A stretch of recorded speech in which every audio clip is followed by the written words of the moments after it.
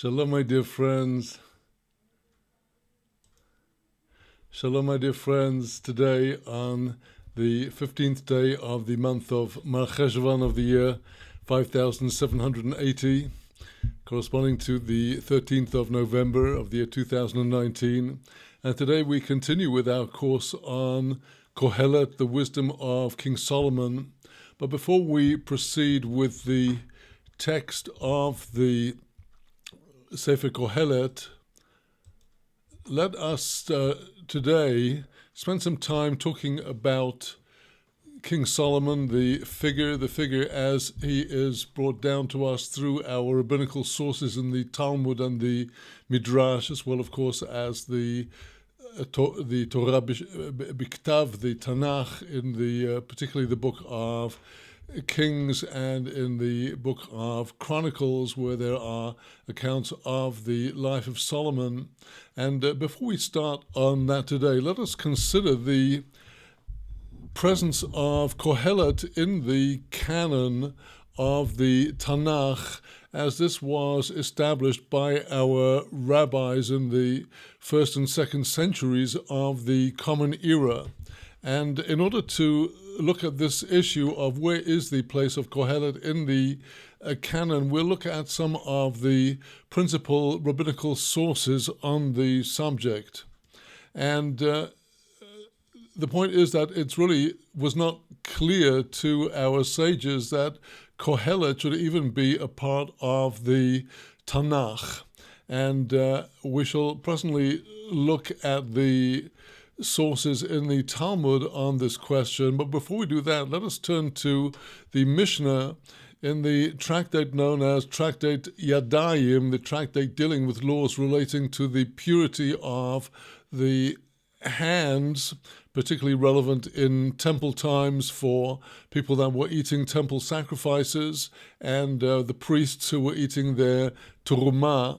And if those individuals eating the sacrifices or the priestly terumah had their hands unclean from contact with some unclean item, then they were forbidden to eat the sacrifice or eat the terumah. And it's in this context that we find in the tractate Yadayim in chapter 3 a discussion of the place of Kohelet in the canon. The Mishnah here is dealing with an interesting question. What kinds of scrolls of holy writings would have sufficient quantity of script? Turns out if there's a minimum of 85 Hebrew letters on a slip of parchment of holy writings, then that holy script has the power to defile the hands of the person holding that script. And this would apply whether it was a slip of parchment or whether it was a holy sefer. Very interesting that the parchment scroll has the power to defile the hands of the person holding the parchment.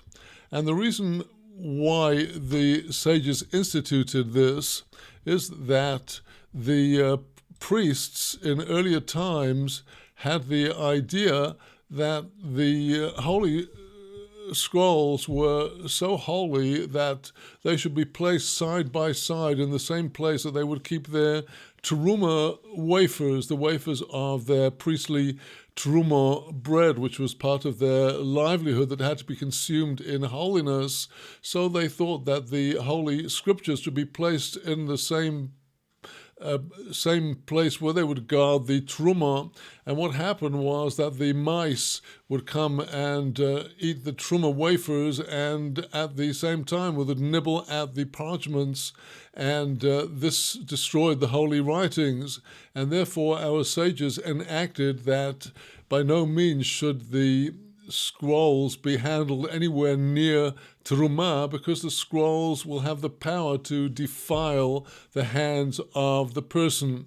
This is a rabbinical enactment which was to ensure that the priests would not place their scrolls by the side of the terumah, so that their hands would not get defiled by handling the scroll, which would thereby defile the Truma. Let us look at this Mishnah as we have it in Mishnah Yadayim, the 5th Mishnah of chapter 3, a holy work that had its letters blotted off. They got washed off by water, but there were still 85 Hebrew letters, the same number of letters as in the portion in the book of Bamidbar, book of Numbers, Vayehi bin Soah Ha'aron, in the portion of Ba'alotecha at the outset of the wanderings of Israel. If there are 85 letters as in that short portion, then such a script, such a parchment would have the power to defile the hands. And likewise, if there was a Megillah, some other kind of, not a sefer, not a whole work, but a shorter script which had 85 letters written in it, as in the portion of Vayehi bin Soah Ha'aron, that would have the power to defile the hands. And all of the holy writings, that means all of the books in the canon of the TaNaKh, have the power to defile the hands. And the Mishnah states, first of all, the law in regarding two works of King Solomon, Shir Hashirim, the Kohelet, Metamin et Ayadayim. The Mishnah has to state that the Song of Songs and Kohelet, both of them are considered holy writings that have the power to defile the hands when a person handles the parchment. Rabbi Yehuda Omer, Rabbi Judah says, Shir Hashirim Metame es Ayodayim. The Song of Songs indeed does defile the hands, and that is to say that Shir Hashirim, Song of Songs, is definitely considered by everyone, according to Rabbi Yehuda, to be part of the canon. The Kohelet Machloket. However, when it comes to the scroll of Kohelet, there is division of opinion between our sages. And a number of other Mishnaic sages now enter the fray with different points of view on Kohelet. Rabbi Yossi Omer, Kohelet Eina Matame Es Hayodayim. Rabbi Yossi has a more extreme position than Rabbi Yehuda. He says that Kohelet does not defile the hands. That is to say, Kohelet is not considered a part of the canon of the TaNaKh. V'shir Hashirim et Machloket. It is the Song of Songs that is the subject of a division among the different sages. Rabbi Shimon comes in with a new opinion. Kohelet mikule vet Shammai umechumre bet Hillel.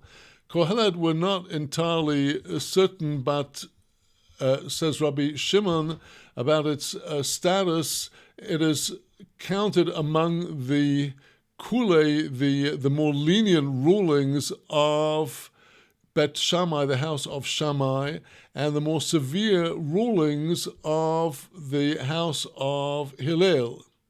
That would mean that Kohelet being, if it's a leniency of the house of Shammai, that would mean that they do not consider it to be part of the canon.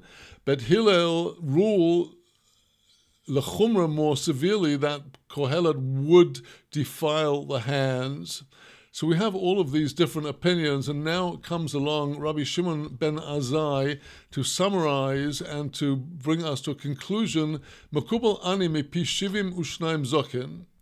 I have received from the mouth of the 72 sages, that is to say, the sages of the Sanhedrin, on the day when they established Rabbi Elazar ben Azariah as the head of the Sanhedrin. This was after Rabban Gamliel was deposed from the Sanhedrin. And among the many rulings issued on that day, Shir Hashirim v'Kohelet metamin es hayodayim. Song of Songs and Kohelet both do defile the hands, and for that reason they are both indeed part of the TaNaKh. That is to say, it's because they are part of the TaNaKh, and that is the accepted opinion. Therefore, they had the status of their parchments having the power to defile the hands. Omar Rabbi Akiva, now Rabbi Akiva comes in to speak about the praises of the Song of Songs, and we'll just come to the end of this Mishnah. Omar Rabbi Akiva, chas v'shalom, lo nechlak odem Yisrael asher hashirim shelei titames yodayim. God forbid nobody in Israel ever opposed book of the Song of Songs to say that it would not defile the hands, that is to say, it would not be part of the canon. She'ein kol ha'olam kula chadai kayom shenitan bo shir hashirim l'Yisrael. For the whole world was entirely unworthy in relation to the day on which Song of Songs was given to Israel, because of the absolute holiness of that work. The day in which it entered the world was a day of light and purity, and the whole world was hardly worthy of this. And concludes Rabbi Akiva, Shekol HaKsuvim Kodesh, all of the holy writings are indeed Kodesh, holy. V'shir HaShirim Kodesh Kodoshim, Song of Songs is Holy of Holies. Ve'im lechlaku, if there was any division of opinion, le nechlaku elo al Koheles, they were divided only in relation to Kohelet. Omar Rabbi Yochanan ben Yoshua, the TaNaKh Rabbi Yochanan, son of Yehoshua, ben Chomiv shel Rabbi Akiva, and he was the son of the father-in-law of Rabbi Akiva. He stated that Kedivrei ben Azai, as in the words of Ben Azai, which we had quoted earlier, Kach nechlaku v'chach gomru, their division was over both works, but they both concluded that Shir HaShirim and Kohelet were part of the canon. Well, the question we obviously want to ask is, what on earth was it in Kohelet that would lead some of the sages to say that it's not part of the scriptures? And indeed, if it is part of the scriptures, how did it get to be part of the scriptures? Did King Solomon himself actually write Kohelet down and pass it over to his secretaries or to the Sanhedrin? Well, in fact, we have a little hint of something that was going on, which is contained in book of Proverbs in chapter 25 of Proverbs. The whole of Proverbs is a total of 31 chapters, and the first 8 or 9 chapters are mainly discourses speaking about the greatness of chokhmah, the greatness of true wisdom in life, and the disgrace and the shame of sin and of transgression. And then from chapter 10 on to to the later chapters, there's a succession of proverbs, one after the other, verse after verse, normally one verse, very pithy statements, one after the other.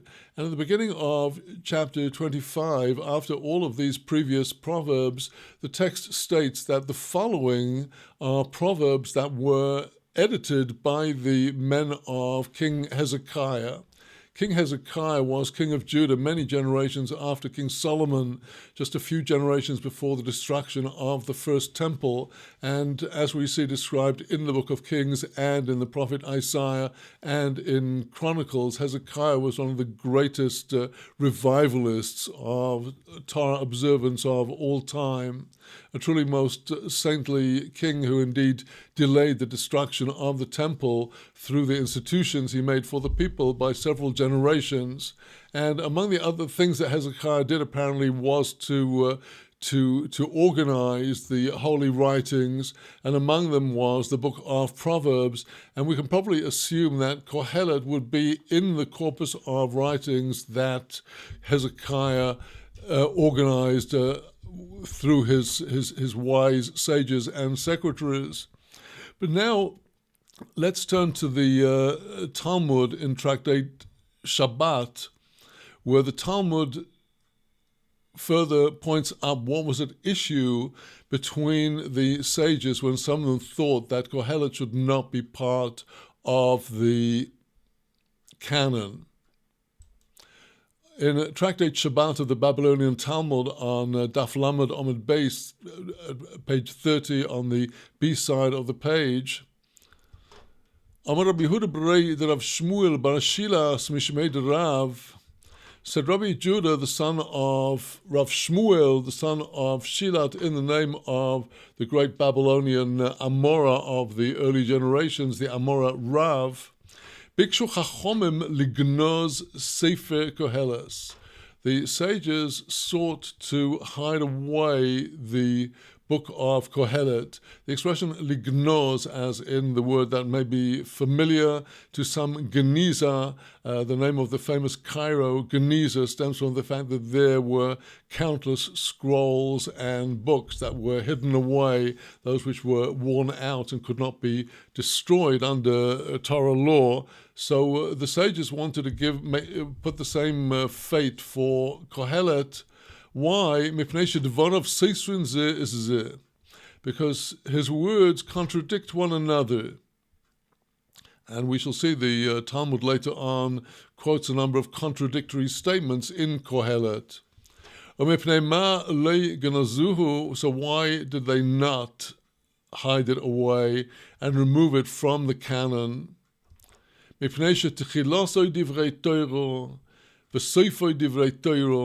Because its beginning is words of Torah, its end is words of Torah.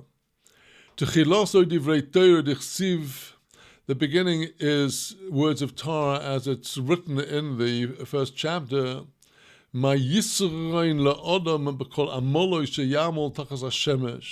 What benefit is there for a person with all of his labor that he labels under the sun? Now, this might seem to indicate anything one does in the world is futile, so the Talmud comes in to tell us why this is actually filled with fear of heaven. V'omri devei Rabbi Yanai, the students of Rabbi Yanai would explain this verse, Tachas Hashemesh ude'ein loi, that which is underneath the sun, that is to say the material world, that is the realm in which when a person devotes his labor to that, he has no ultimate benefit.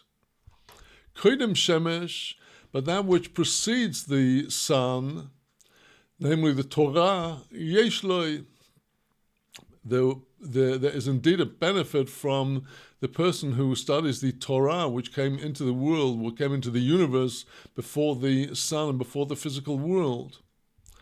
Now, the Talmud proves that the end of Kohelet is also all bound up with words of Torah. Sof divrei Torah dichsiv, the end of the work is words of Torah, as it's written, Sof davar hakol nishma es ha'elokim yireh, ves mitzvah sov shmor, the closing words of Kohelet, the end of the matter, when everything has been heard and understood, you must fear God and guard his commandments.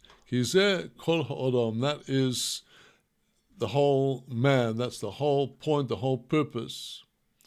The Talmud asks, my kizeh kol ha'odam, what really does this phrase, this is the whole man, what does that really mean? Amar Rabbi Eliezer, Rabbi Eliezer says, kol ha'olam kulo lo nivro el b'shvil zeh, the entire universe was created only for this. That is to say that the entire universe, with all of its magnificence, all of its details down to the smallest of all the atoms, everything was created by God for one purpose as far as we are concerned, and that is within this theater of activity that surrounds us, we should choose the fear of God and not otherwise, and that's the whole purpose of man in this world. Rabbi Abba bar Kahana Omar, another statement in interpreting this last verse of Kohelet, Shakul zeh can get kol ha'olam kuloi. This is measured. When it's weighed, it's equal to the whole of the world. Having fear of God gives you the entire world. Shimon ben Azai Omer, v'omri lo Shimon ben Zomer Omer. We have the tradition, some say in the name of Shimon ben Azai, others in the name of Shimon ben Zomer. Le nivro kol ha'olam kulo elo lo tzeves lo zeh. The entire universe in all of its entirety was created only to serve and promote this purpose of coming to fear of God and to serve the righteous person that has the fear of God. So in this section of the Talmud, we see that the sages feared that people who studied Kohelet without proper explanation of the text would get confused, and that might be grounds to hide the book away, but in the end they came down and said no. It's okay because it's all about fear of God. So to continue with the Talmud, what is the above statement referring to when it says that the words of Solomon in Kohelet contradict one another? Kesiv, it's written in Kohelet, Tov kas mischok. One place he says, better is anger than laughter. Uchsiv lischok omate mahulal. In a different place, it says that I said of laughter that it is praiseworthy.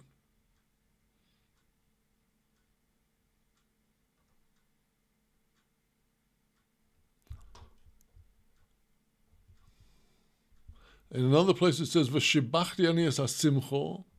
He says in one place, I praised happiness and joy. Ochsiv, v'lesimcha ma ze oise. And in another place, Solomon writes, Simcha, joy, what does that accomplish? Answers the Talmud, Lo kasha, this is not a problem, not a contradiction. Tov kas mischok, that verse that says better is anger than mirth, is to be understood as follows. Tov kas shekos HaKadosh Baruch Hu ala tzadikim ba'olam hazeh. Better is the wrath and the anger that God shows towards the righteous in this world. Mischok shemesachach HaKadosh Baruch Hu ala rashoim ba'olam hazeh. Better is that than the mirth and the joy and the fun that HaKadosh Baruch Hu gives and awards to the wicked in this world. In other words, when the righteous experience the heat of God's wrath in this world, it's a good sign that they will find the good and the joy in the world of truth. And likewise, when the wicked are flying high in this world with fun and everything else, it's a sign that God is smiling to them in this world in order to entirely punish them in the world to come. Again, the Talmud continues to discuss these apparent contradictions in Kohelet, V'shibachti ani es hasimcho, where Solomon says, I praised joy. Simcha shel mitzvah, that is referring to the joy associated with the performance of a commandment. Or the simcha mazeh oiso, but when he says to joy, what does that accomplish? Zoi simcha she'eino shel mitzvah. That is the fun and the mirth that is not associated with a mitzvah. Here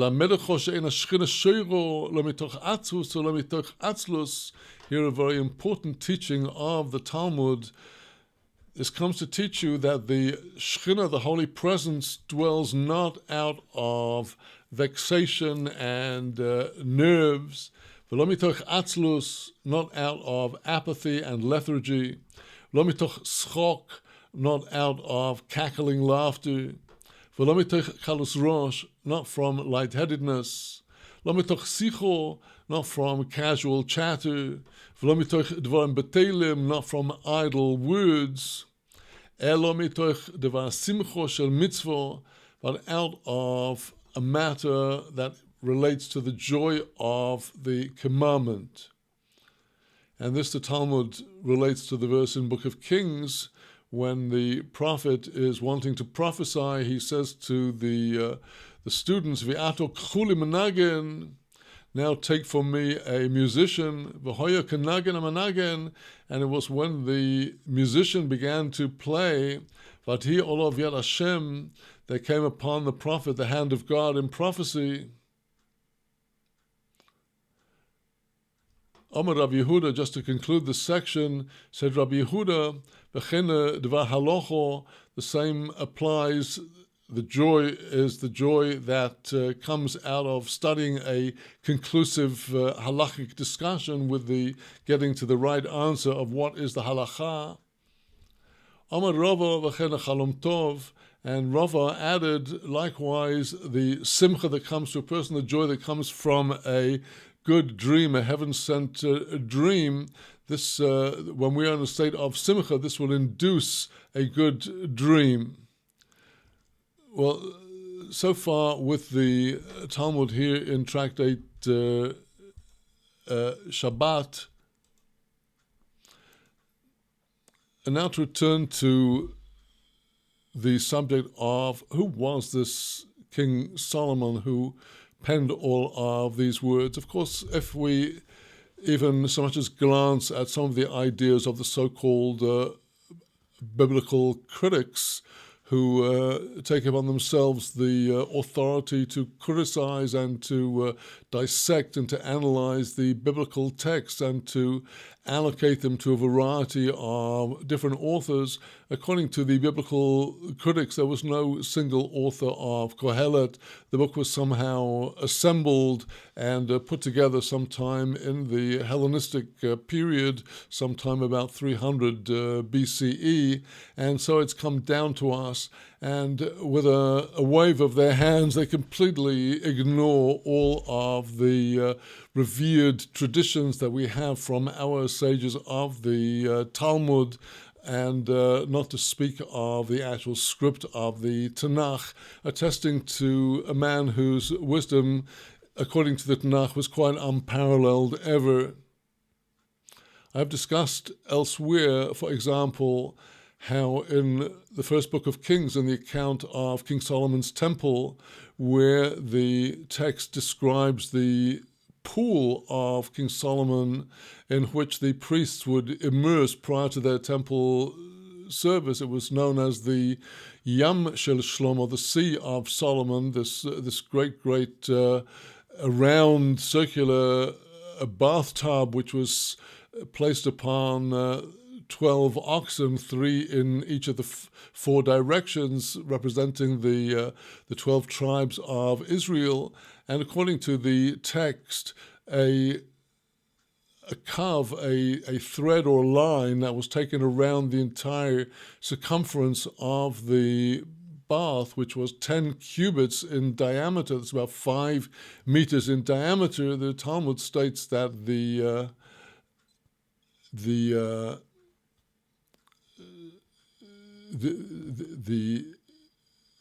line around the pool will be 30 cubits. 30 cubits, that is to say that the ratio between the diameter and the circumference is approximately 1 in 3. Now we know from our geometry that the relationship between the circumference and the radius of the circle, which is half of the diameter, is 2 pi r. That is to say, the r is the radius times 2, that's the diameter, and pi, the Greek letter pi, represents a mathematical figure of the value of 3.14 with a number of recurring decimals. But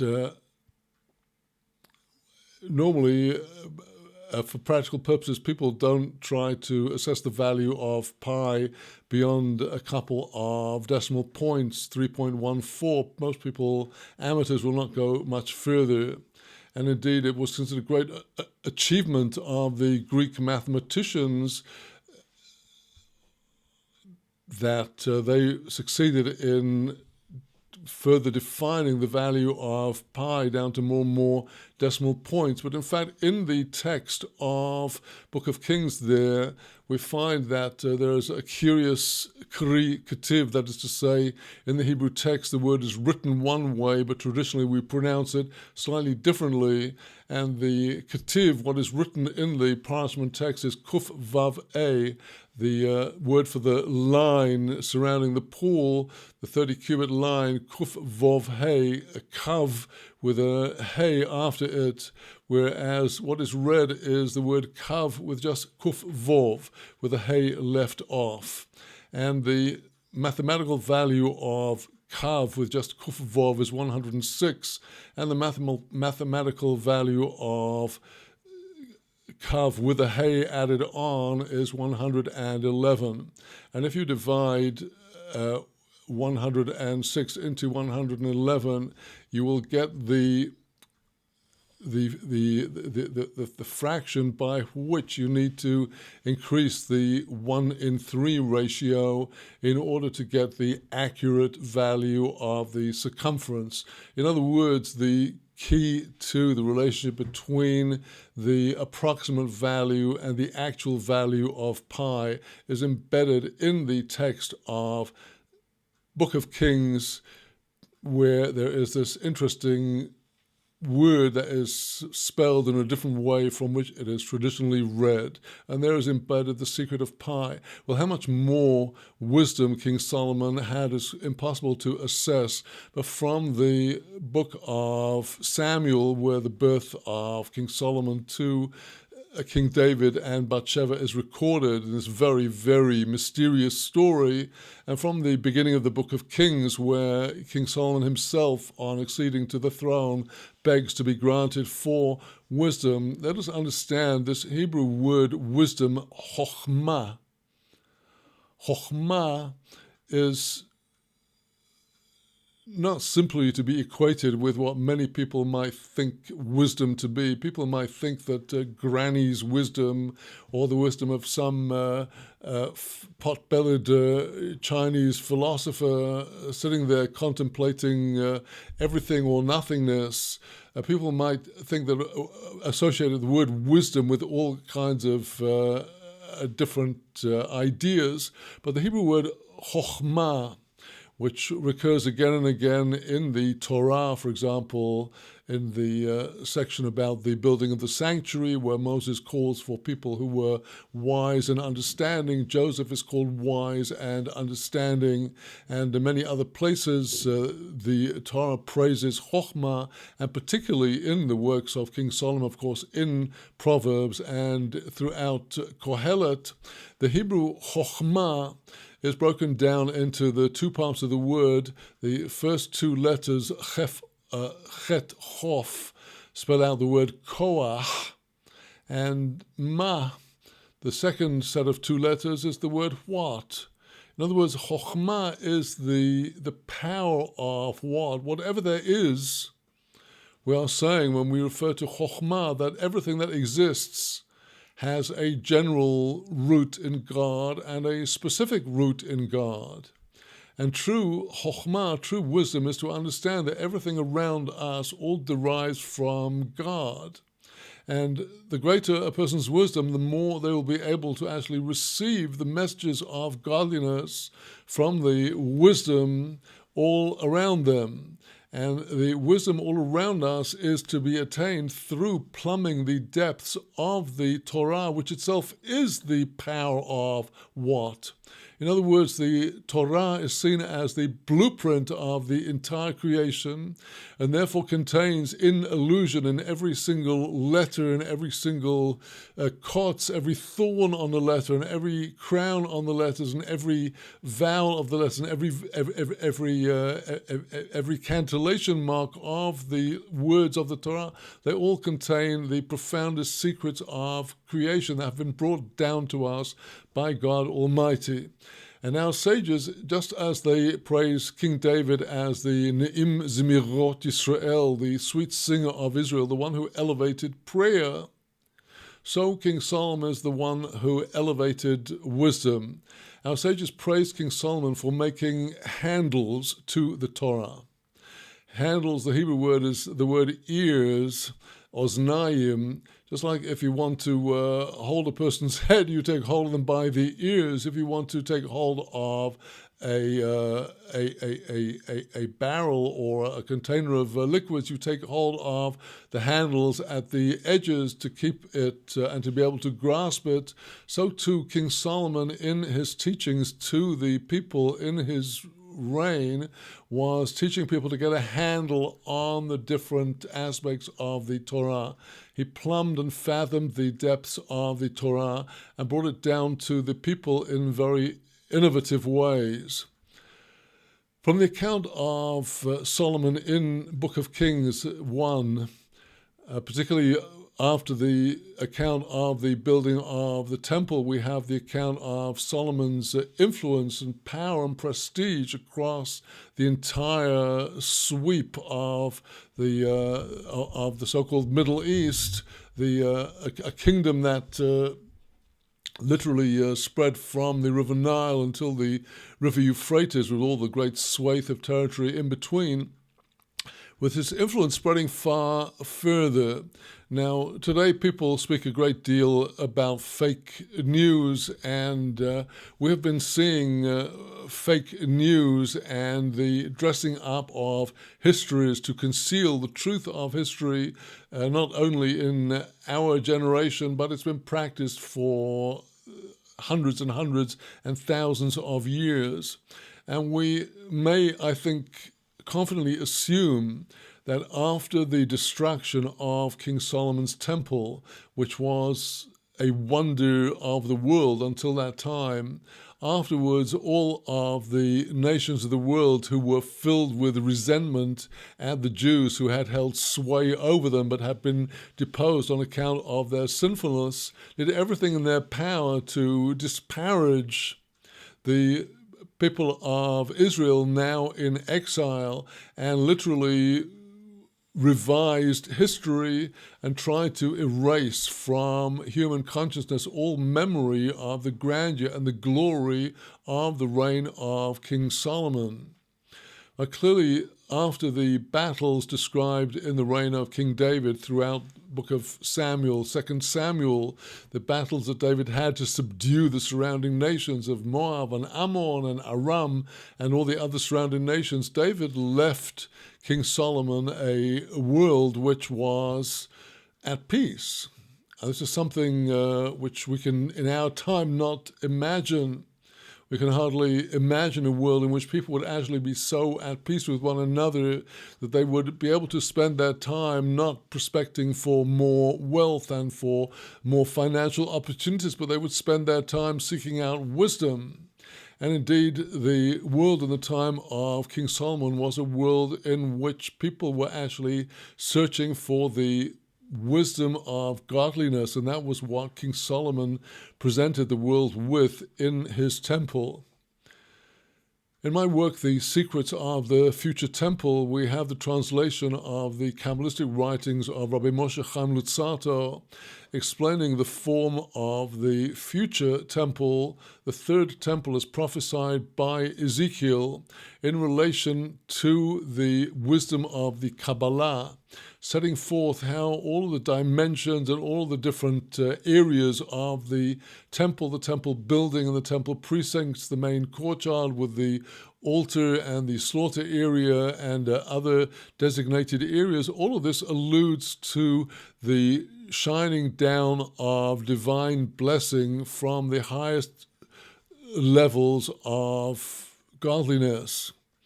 And we may, by extrapolation, understand that everything that King Solomon constructed in his temple was likewise designed in order to reveal godliness to the world. And that was the greatness of the temple. That is the benefit that comes from studying the account of King Solomon's temple in Book of Kings, as well as, of course, Ezekiel's prophecy of the future temple in the closing chapters of Ezekiel. Our sages teach us that the three main works that we have of King Solomon, Shir HaShirim, Song of Songs, Mishlei, Proverbs, and Kohelet, stem from three phases of his life. According to tradition, Shir HaShirim, which is the love song of the Holy One, blessed be He, and Israel, a love duet, Shir HaShirim is said to have come into the world on the day that King Solomon's temple was inaugurated, a day as magnificent, as unforgettable for the world as the day on which the sanctuary of Moses was inaugurated in the wilderness, when it is said that 10 crowns were given to that day, the first of Nisan. So too with the building of King Solomon's temple, which was godliness built into stone in the structure. It was only fit that this work, described by Rabbi Akiva as Holy of Holies, should come into the world on that day when King Solomon was a young man. It is said that King Solomon was just 12 years old when he ascended the throne, and some years were spent in the building of the temple. And then on the day of its inauguration, King Solomon was inspired with Shir HaShirim, which is not a work that any casual word weaver or poet or singer could put together. When you look at the deeper secrets that are contained in these words, as revealed in the many places in the Holy Zohar, commenting on different sections of Shir HaShirim, different verses, as well as elsewhere in the literature commenting on Shir HaShirim. Our sages said that Mishlei, Proverbs, comes from Shlomo's mature years, and indeed the Sefer Mishlei is a treasury of wisdom for leading one's life in a prudent and judicious way that will lead only to the goodness of God's reward in the world of truth after the life of this world. Proverbs is a collection of exquisitely phrased sayings, exquisite in their Hebrew, which has so many layers of meaning and allusion and suggestion. And it's almost baffling to try to draw out a thread of a particular line of teaching that comes out of Kohelet. It's a rich treasure chamber of verse after verse that applies in so many different ways in our lives until today. Well, now, Kohelet is said to come from the end of King Solomon's life.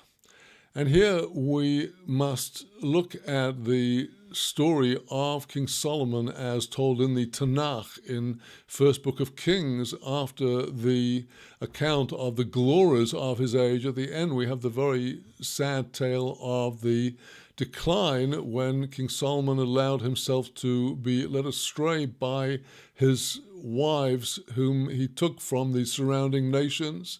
And he had a whole coterie of wives from Moab and Ammon and Egypt and apparently many others, and he simply allowed them all to lapse into their own native religions and to worship their idols in Jerusalem. And this was the thing that undermined King Solomon and led, in fact, to the kingdom being divided after his passing in the time of his son Rehavam. When Rehavam was the king and the people came to him and asked him to be more lenient with them than King Solomon, his father, had been, his well-known reply was that his little finger was stronger than his father's waist, and that if his father had chastised them with whips, he would chastise them with scorpions. And indeed, it was in this month of Mar Cheshvan that the machloket, that the division between the house of Judah under Rehavam and the 10 tribes under the leadership of Ephraim, under their leader Jeroboam, Yeravam ben Nevat, it was in this month that Yeravam rebelled against King Rehavam of Judah, taking the 10 tribes with him and set up a new kingdom. And indeed, in order to prevent the people from the 10 tribes going up to Jerusalem for the pilgrim festivals, Yeravam established a idolatrous feast to his golden calves on the 15th of Mar Cheshvan to rival the festival of Sukkot 1 month earlier on the 15th of Tishrei. And Book of Kings is clear that this split in the kingdom came about as a result of King Solomon's failure. And if we examine our rabbinic traditions, they trace the split of the kingdom further back, actually also to things done by King David. But one of the things that we learn from all this is that our TaNaKh is rigorous to the ultimate degree with the tzaddikim. If anybody among the tzaddikim of the TaNaKh puts a foot wrong, even the mildest way, it is marked there in the TaNaKh, inscribed unforgettably. And our sages comment in the Talmud that we cannot take the story of Solomon being led astray by his wives quite as it seems to be written in the TaNaKh. We must understand it in the context of rabbinic commentary and explanation that indeed King Solomon's aim and goal was, through his marriage alliances with the surrounding nations, to foster this a great commonwealth of peace. And his intention was to draw the what are known as the maidens or the maidservants, namely the arts and sciences, all to come under the ultimate chokhmah of the Torah, all to serve the Torah.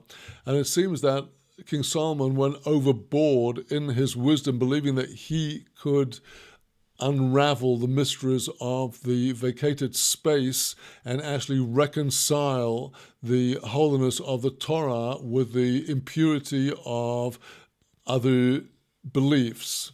And he was unable to accomplish this. He was not able to do this, and his whole kingdom fell apart after him, as we see alluded to in the in the Targum on Kohelet, where at the very beginning the Targum explains that Shlomo's frustration after all that he had worked to build was seeing that it would all go to ruin in the time of Rehavam. Well, now, much more than this is related in the Talmud, in Tractate Gittin of the Babylonian Talmud on Daf Samach Ches Amud Beis, which is a very lengthy section of Agadah dealing with King Solomon, and particularly on the question of how did King Solomon attain the Shamir worm, which is said to have had the power to be guided across a stone, and through its nibbling away at the stone would actually split the stone. And this was necessary for the Talmud, for the temple, for the building of the temple, because the Torah explicitly forbids raising implements of iron on the stones of the altar, and by extension in the temple area, because iron is created for killing and for war, and the altar and the temple are created for peace, and therefore iron must not be admitted into the temple. And for that reason, it was necessary to bring this miraculous stone cutter, the Shamir. And the Talmud there in Gittin gives a very, very long account of how King Solomon sent his leading minister to find the king of the devils and the demons, to find out from him how it would be possible to get the Shamir worm for this purpose. A very, very long and mysterious Agadah with many, many twists and turns, but to keep it short, the king of the demons or the devils is named Ashmodai. In our English sources, he's called Asmodeus, but the Hebrew texts, the Midrashim, call him Ashmodai, and Asham in Hebrew is a root that means guilt.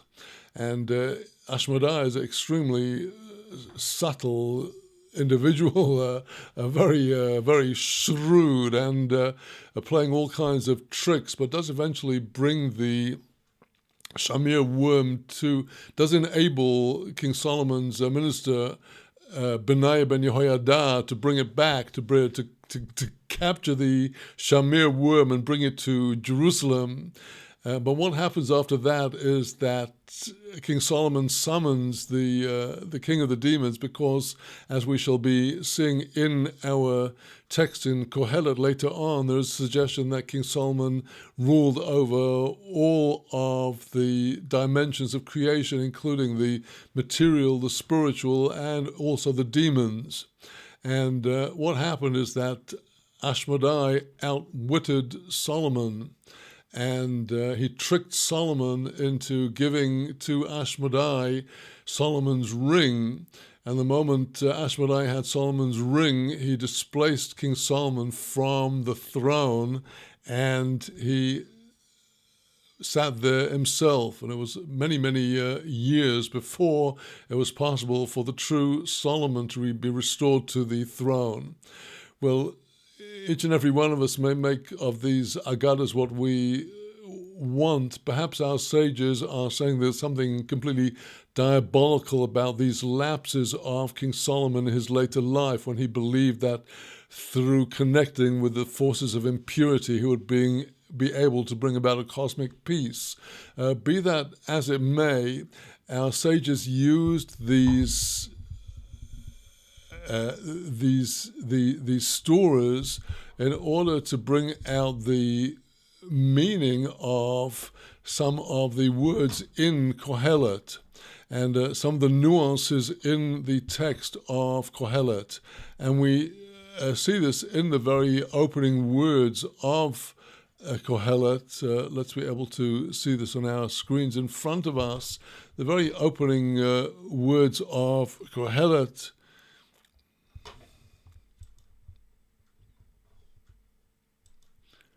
These are the words of Kohelet, the son of David, king in Jerusalem. And he goes on to say, as we go through this first section, we have the section that we studied in our first session of this series. And at the end of after the first section of introduction, King Solomon comes to the words again, Ani Koheles Oyisi Melech al Yisrael b'Yerushalayim. I Kohelet was king over Israel in Jerusalem. From the nuances in our text, the word Kohelet comes from the Hebrew word kahal, which means an assembly. And Kohelet is an expression of one who makes the assembly happen, who gathers it together. And Koheles is one of the names of Solomon for his having gathered together so much wisdom. And he says, I used to be king over Israel, but not now. I used to be king over Israel in Jerusalem, but not now, because he had been deposed already. And as our sages put it very quaintly, King Solomon was reduced to such impoverishment that all he had was his makel, his stick, and his makedah, a little earthenware jug that could be used for drinking. And it was out of this crash from the glory and splendor of his prime to the growing chaos and the terrible cracks appearing all around. It was in response to this that King Solomon pens the work Kohelet. So we see in Kohelet, which is attributed to Solomon's later years, a work that on the surface may appear to be very cynical. A work that when you read it through appears to be the ramblings of an old man who keeps on coming back to some of the same sayings again and again. And you say, look, we heard that from you already, Grandpa. And he comes back to the same points. But when we will look at our text in the light of the teachings of the Aramaic Targum, which is our oldest extant commentary, and the other classical rabbinical commentators, we shall see that there are answers to our deepest existential questions if we will accept Kohelet with emunah, with the emunah of the Torah, that the emunah, the foundation of faith that he is teaching us in Kohelet, is that same emunah that is expressed in every word of his father David's prayers, Tehillim, and the emunah that there is a God who may chastise the righteous and may smile and laugh at the wicked, but God is just and everything is righted in the world of truth, where the tzaddikim are rewarded and the rishonim, the wicked, are punished. And as I've already said, and I think it bears thinking about it very much, it seems to me that Kohelet is our answer based on faith to the questions that perplexed Eov, as expressed in the book of Job, where Job cannot understand his suffering. His friends say, well, you must have done something wrong. God is always just, and if you are suffering, you must have sinned. And Job said that may be a rule for most people, but I actually know and can testify that I am free of guilt. And Job writhes and turns in his pain because he cannot see any sense in the world. He sees that the places that should be places of justice are corrupt. He sees that the righteous are oppressed and the wicked are succeeding, and he finds no answer to these questions. And his companions, the first three who try to comfort him, certainly find no answer to these questions. And even the fourth companion at the end of the whole debate, towards the end of the book, Elihu bar Barachel, when he comes in, the answers he gives to Eov are all answers that only make sense in our framework of emunah, but because all the participants in Eov are not Israel, but are presented as prophets of the nations, they do not find the answers to these existential questions that Shlomo HaMelech provides us in Kohelet in his inimitable way. So with the help of God, in our coming session, we will go forward in the text of Kohelet in the first major portion after the introduction, starting at verse 11 of chapter 1, where Kohelet begins to enter into the account of the glory and the grandeur of King Solomon.